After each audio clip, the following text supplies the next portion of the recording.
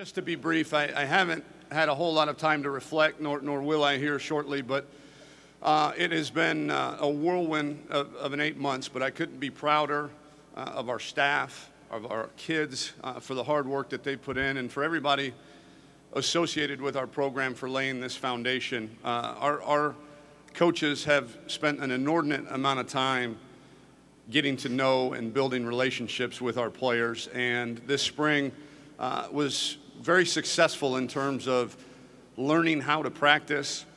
We grew immensely as a team, and we're continuing to grow even more so this summer.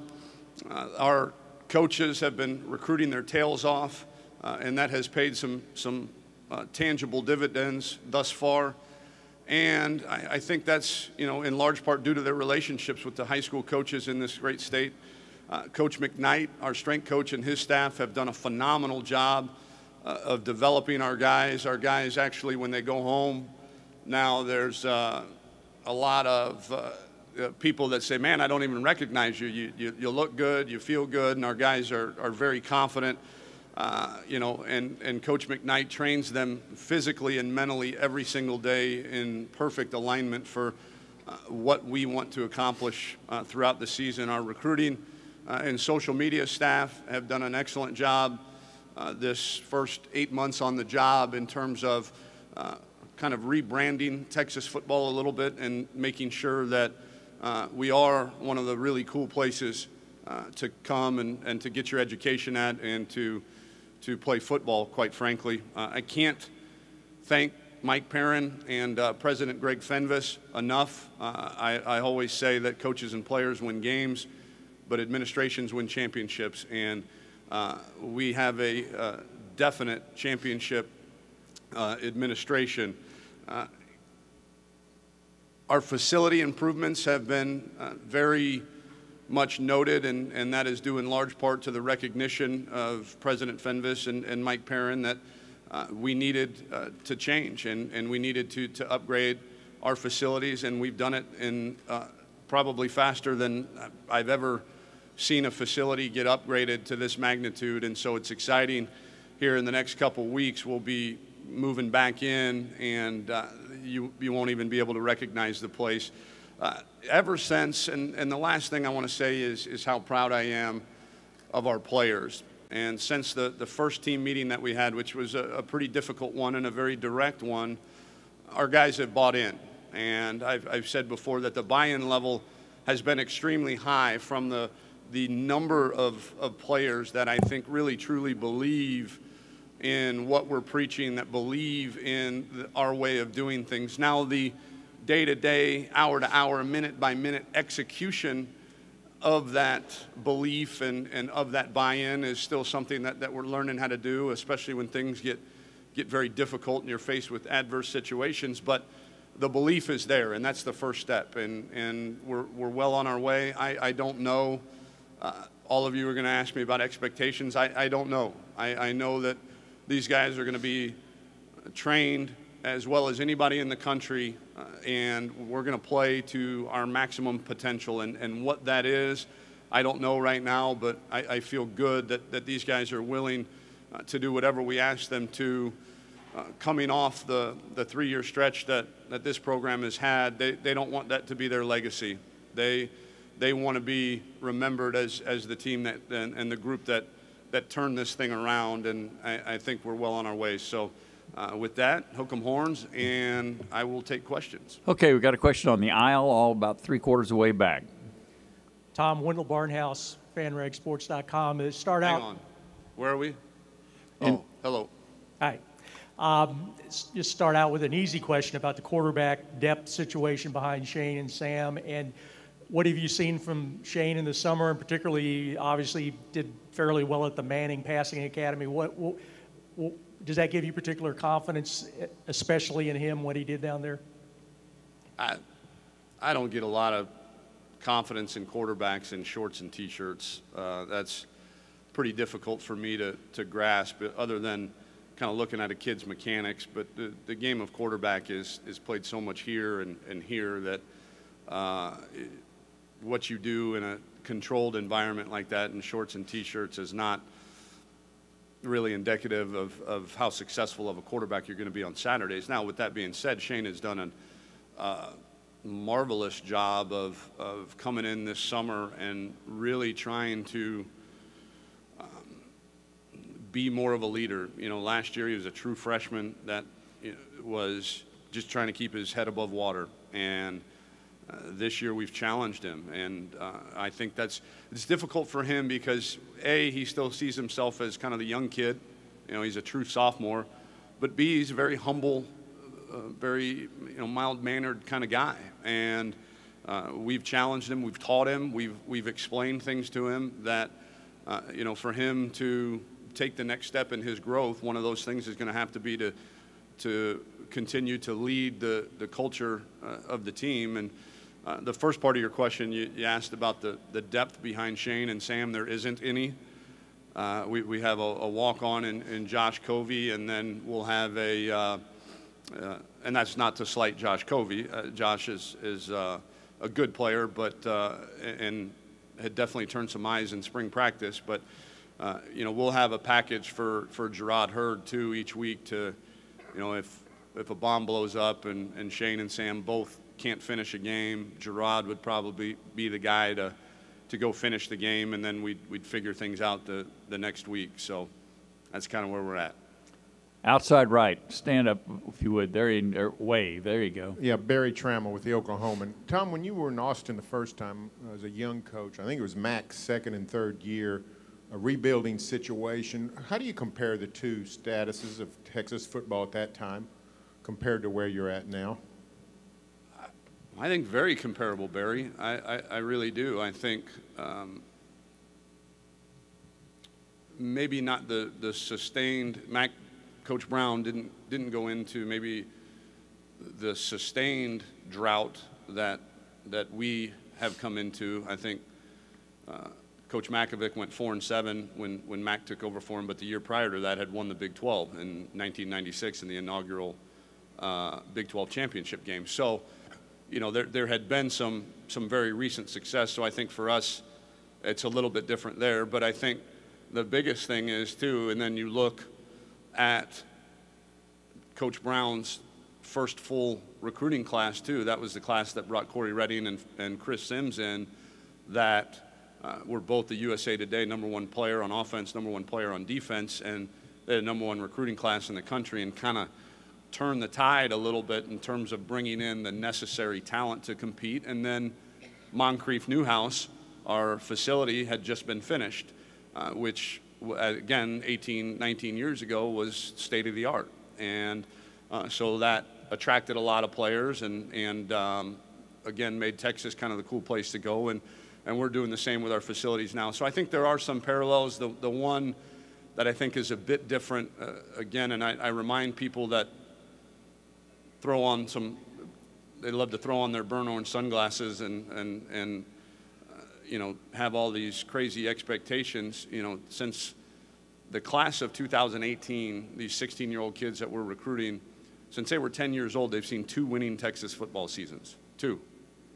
They've seen 4 losing Texas football seasons. So the Texas that they know is a lot different than the Texas that people in my generation know, and so it's our job to show them what Texas is capable of, what Texas has been in the past, and what we're planning on being again in the future. Got a question on the about 3/4 of the way back on the right side. Hi, Coach. Mark Tracy from the New York Times. Last year, for the first time in quite a while, no teams from the state of Texas finished in the top 25. I'm wondering if you think there's any challenges to teams in the state that maybe didn't exist in the past, and how you intend to overcome them. Houston didn't finish in the top 25? They didn't? I thought we did. I guess not.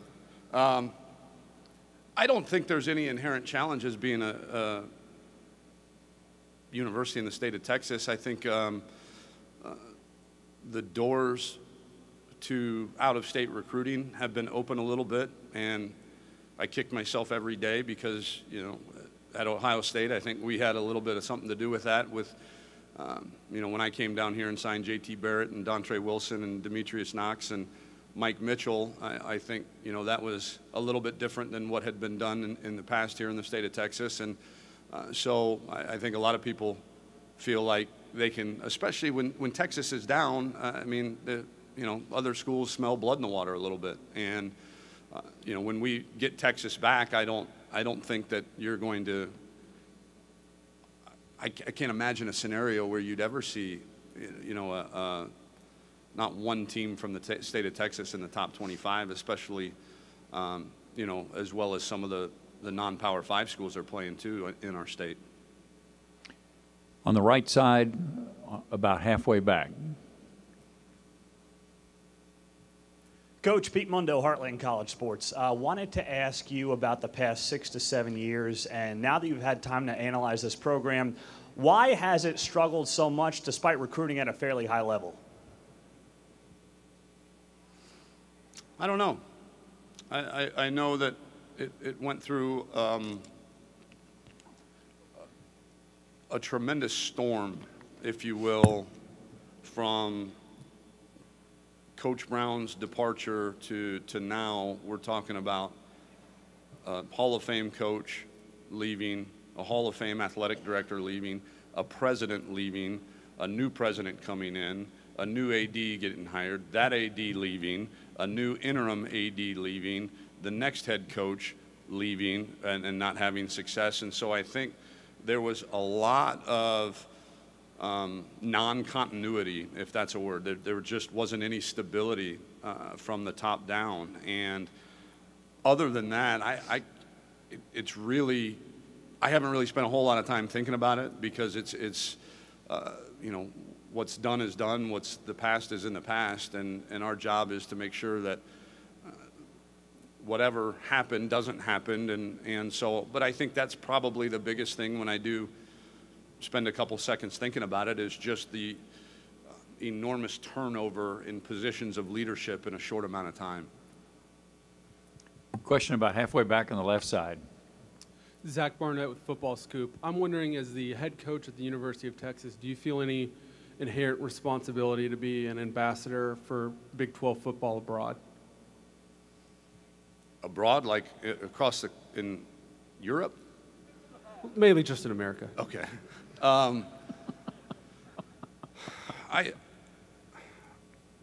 think this is a heck of a conference. I think this is a conference that has some really good teams in it. We've got some good young coaches. We've got a lot of energy right now. Is it my job to take care of the Big 12? No. It's none of our jobs to take care of the Big 12. You know what our job is to win games, graduate players, represent the University of Texas really, really well at a very, very high elite level, and in turn that takes care of the Big 12. So I don't know that we ever really think about, hey, let's be an ambassador for the conference. I'm an ambassador for the University of Texas, and if I do that job well, then by default we've become, as a program, a good ambassador for the Big 12. This can be the final question for Coach on the aisle. Brian? Hey, Tom. Brian Davis, the Austin American Statesman. Since the spring game, you've added the freshman class, but the freshmen, sophomores, and juniors, 75% of your room has never even been to a bowl game. And with that, how have you continued to teach them how to win?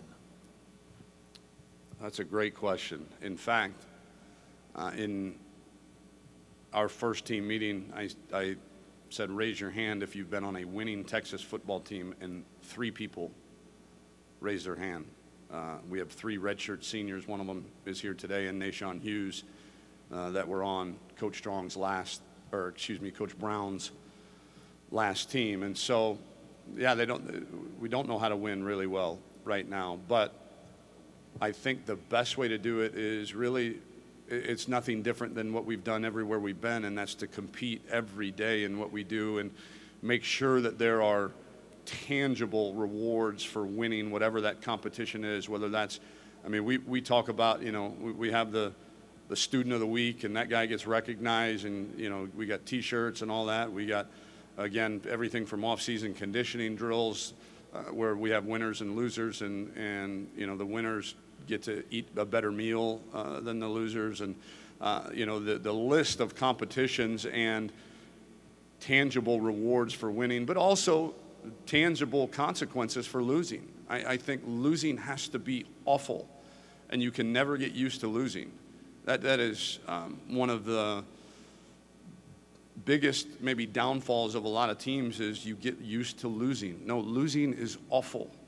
It's awful. It's not just, oh, well, we'll get them next week. No, this is like the sky is falling type stuff. And so every time we have a competitive situation, we're going to make sure that the people that don't win in that competitive situation, that they feel awful about it, and that it's not funny and it's not hokey or corny, that it's really, really bad for them to lose, as well as it being very, very cool for the guys that win, and very rewarding for the guys that win, because that's what happens on Saturdays, and that's what happens throughout the season. And so we train for chaos, and we put our guys through some extremely chaotic situations throughout off-season drills in the spring and in the summer, so that on Saturdays, hopefully, the games will be easy, and that losing will be something that is so distasteful that they can't even fathom going down that road.